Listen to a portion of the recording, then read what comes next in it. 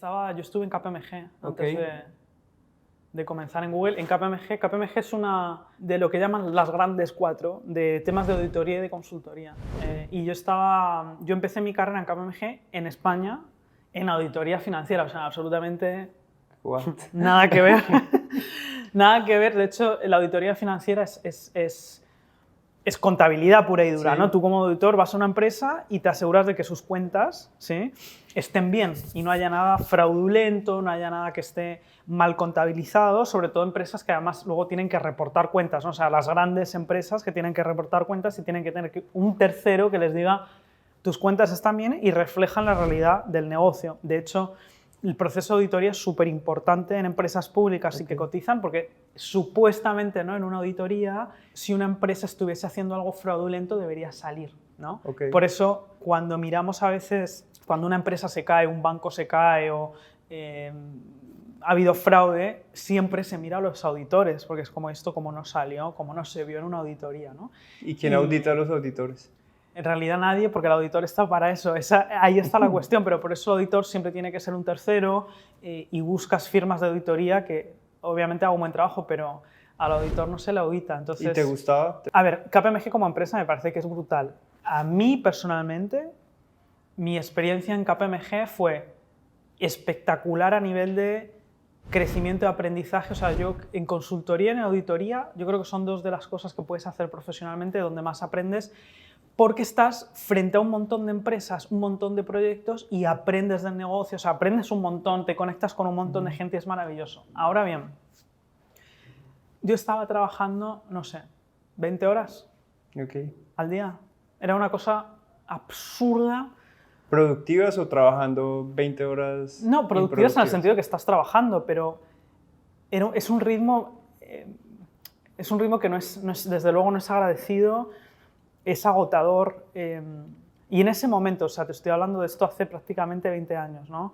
La cultura que había era muy, pues de eso, ¿no? De cerrar un proyecto de auditoría, cerrarlo a un buen precio, ¿no?, para el cliente, tener muy poco tiempo para hacer todo el proceso de auditoría. Entonces tú te vas a una empresa como Telefónica, ¿sí?, que es gigante, y te dicen el proceso de auditoría tiene que acabar tan solo en, no sé, 3 meses, que es, o sea, y un equipo reducido. Entonces, las horas que tienes que echar a eso son, o sea, interminables. Y luego, ¿qué pasa? Cada equipo de trabajo en el que estás es distinto. Tú te vas a un cliente, tienes un equipo de trabajo, ¿no? Y hay equipos de trabajo con los que estás súper bien y hay clientes con los que estás súper bien y luego hay clientes que te sientan en el cuarto de la limpieza, porque el auditor es a la última persona que quieren ver, te sientan en el cuarto de la limpieza, ¿no?, lo cual ya te hace literal el ambiente muy desagradable. Y el estrés que hay por hacerlo y hacerlo en menos días de los que te gustaría, la verdad que obviamente eso no lo disfruté y la verdad que tuve un cansancio crónico. Y es verdad que el trabajo en sí estaba muy bien, pero no es algo que no me apasionaba. Sí. Lo que pasa es que lo hacía bien, se me daba bien y yo disfruté del proceso. O sea, yo siempre pensaba, bueno, esto no me apasiona, pero joder, lo que estoy aprendiendo, ¿no? El poder además luego liderar equipos de trabajo, o sea, es espectacular. Ahora, yo sabía que no me iba a retirar haciendo eso y que eventualmente iba a buscar algo que me gustase, ¿no? ¿Y cuándo encontraste ese propósito, realmente? Yo encontré mi propósito, bueno, no sé si llamarlo propósito. Tú eso además lo tienes claro, me gustaría que me cuentes eso un poco tú también, pero yo no sé si encontré mi propósito o me encontré a mí misma, ¿sí? Okay. Pero cuando pasé precisamente de KPMG a Google, y yo además, el paso a Google fueron muchas cosas. Ya no solo que pasas a una empresa que todos conocemos, ¿no?, que tiene una cultura maravillosa, súper multicultural, además súper diverso y demás, sino que además yo también estaba saliendo de mi país, yo salí de España. Es por Google que salí de España, porque Google me dijo, te contratamos, pero te tienes que ir a vivir a Irlanda porque es donde tenemos la central europea. Y dije, bueno. Entonces, claro, también salí de España, salí de mi zona de confort en todo sentido, estaba haciendo algo que no había hecho nunca, estaba cambiando de país, estaba dejando a mi familia, a mis amigos detrás, pero todo eso de repente a mí o sea, la cabeza yo sentí que me hacía y se abrió, ¿no? Y me di cuenta de que había un mundo ahí fuera que era totalmente diferente a lo que yo había experimentado y me sentí terriblemente libre y entré también en una empresa donde o sea, de repente podía crecer, donde podía hacer cosas diferentes, donde me sentía que estaba aprendiendo todo el tiempo, o sea, entonces yo no sé si más que mi propósito me encontré a mí misma y empecé a ver a una Hanoi que era muy diferente cuando estaba motivada, ¿no?, a cuando estaba desmotivada. Entonces yo a lo mejor acababa trabajando las mismas horas, pero es que estaba con una sonrisa de oreja a oreja, es decir, lo que es ir feliz por la vida, ¿me explico? Y ahí también me di cuenta de que me encantaba el tema de tecnología, me encantaba el tema de innovación, no sé. Así que bueno, no sé si es propósito o que literal me encontré a mí misma y de repente me di cuenta de lo diferente que es cuando estás feliz y encima estás haciendo algo que te gusta. Entonces, y en este tipo de organizaciones, por ejemplo, ¿cuál es la diferencia que puedes encontrar entre una consultora y las personas, bueno, las personas que trabajan en una consultora y la diferencia de las personas que trabajan en Google? Bueno, yo no sé si es en Google o en empresas tech, pero no es tanto la diferencia de las personas, porque ojo, yo he estado en auditoría, he estado en consultoría, yo luego pasé a IBM en consultoría. O sea, yo volví a un rol de consultoría y he estado en tech y tengo, bueno, amistades en todo tipo de empresas, ¿no? Y no es, realmente para mí no es que la persona sea diferente, yo soy la misma persona, es cómo es la persona en el entorno en el que se encuentra. Y no es lo mismo un entorno quizá de consultoría súper agresivo, que todos escuchábamos, ¿no?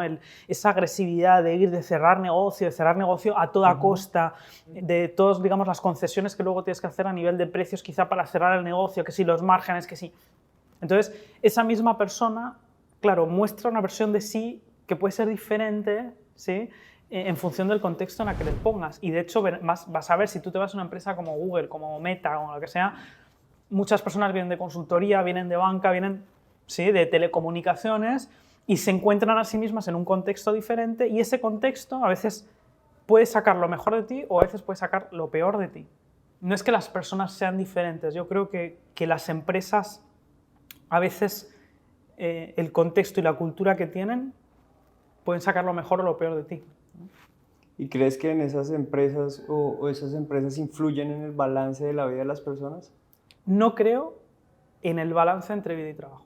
O sea, me parece que es un concepto, con perdón, pero es un concepto de mierda, desde mi punto de vista, porque creo que se queda muy corto y además creo que genera una gran culpabilidad. O sea, creo que no tiene sentido por lo siguiente. Cuando nosotros hablamos de balance, mentalmente un balance es una pesa, ¿no? Entonces, cuando tú hablas de balance de vida y trabajo, que ahora vamos a hablar, ¿no? Que vida y trabajo, ¿por qué vida y por qué trabajo? Porque el trabajo también es vida. Entonces, eso ya de por sí ya me parece que está mal, pero ahora hablamos de eso. Pero para mí, cuando yo pongo balance, entonces estoy poniendo cosas con peso. Entonces, cuando hablamos del concepto de balancear vida y trabajo, que de nuevo, vida y trabajo, no sé por qué los separamos, ahora hablamos de eso, pero entonces, ¿qué pesa más? Entonces ya hablamos en una conversación con nosotros mismos de qué pesa más. Tiene todo que pesar lo mismo y cómo medimos qué pesa qué. O sea, si te vas a trabajar, ¿qué pesa? ¿Las horas que estás trabajando versus las horas que estás en casa con tu familia? Entonces, el concepto de balance me parece que es una mierda para nosotros como personas por eso, porque nos genera culpabilidades constantes. Porque ¿cómo podemos medir qué pesa más o menos? Entonces, yo dejé de pensar en términos de balance y empecé a pensar más en términos de generar unas intersecciones en mi vida que me hagan feliz a mí y a las personas que me rodean, ¿no? Y cuando estoy haciendo algo, lo hago al 100%. Y no estoy pensando ahí como, estoy haciendo esto y estoy dejando de hacer lo otro. No, estoy haciendo esto porque he decidido que esto es lo que tengo que hacer. Entonces, ahí ya el concepto de balance conmigo no va. Pero luego, además, cuando hablamos de vida y trabajo, a mí me genera un conflicto tremendo. Porque, ¿qué pasa? ¿Que cuando estamos trabajando no estamos viviendo? O sea, no sé, ¿tú cuando trabajas no vives? Vives, ¿no? Claro.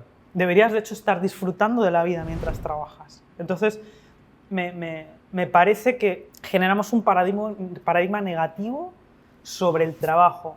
Y creo que esto viene porque por desgracia, hay demasiadas personas infelices en el trabajo. Entonces piensan en su vida y luego en el trabajo como algo fuera de la vida, cuando en realidad no es así. Entonces, a mí siempre me gusta pensar en cuál es la intersección entre mi vida, digamos, personal y mi vida profesional.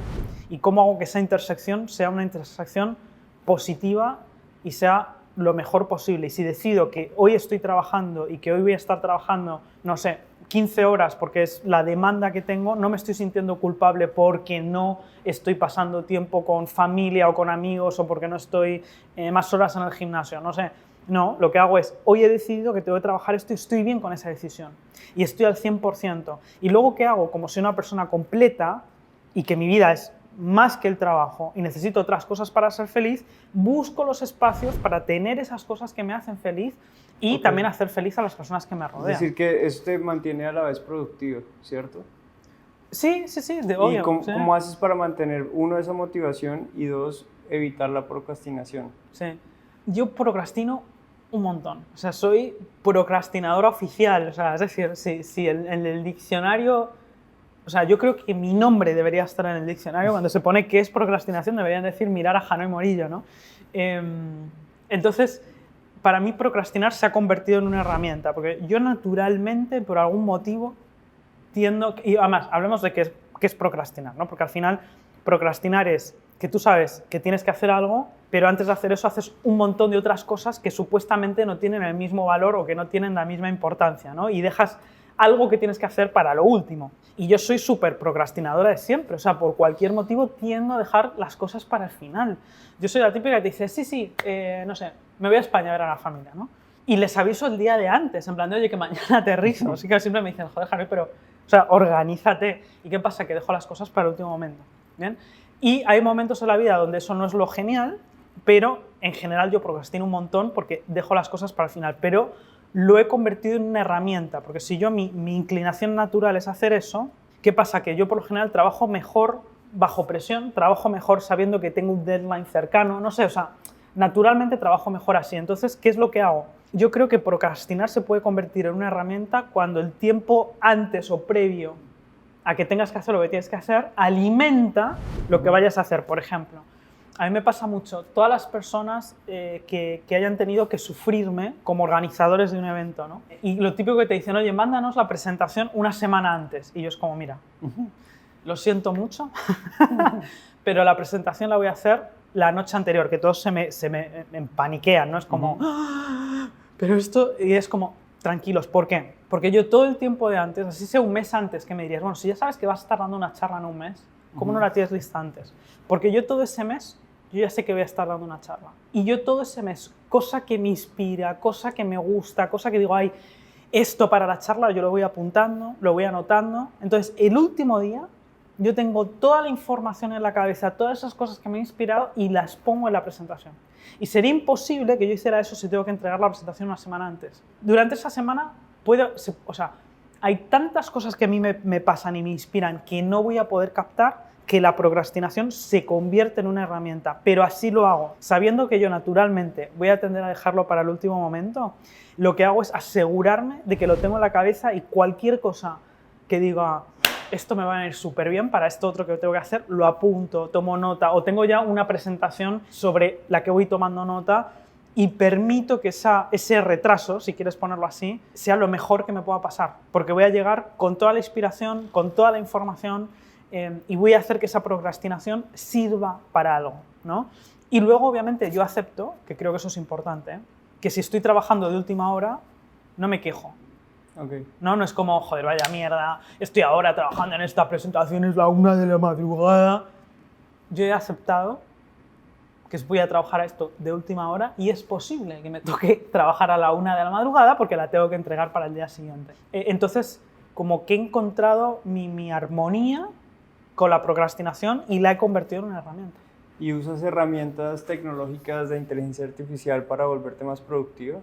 Sí, mira, la verdad que desde que salió ChatGPT, yo soy su mejor amiga. O sea, soy la fan número 1 de ChatGPT.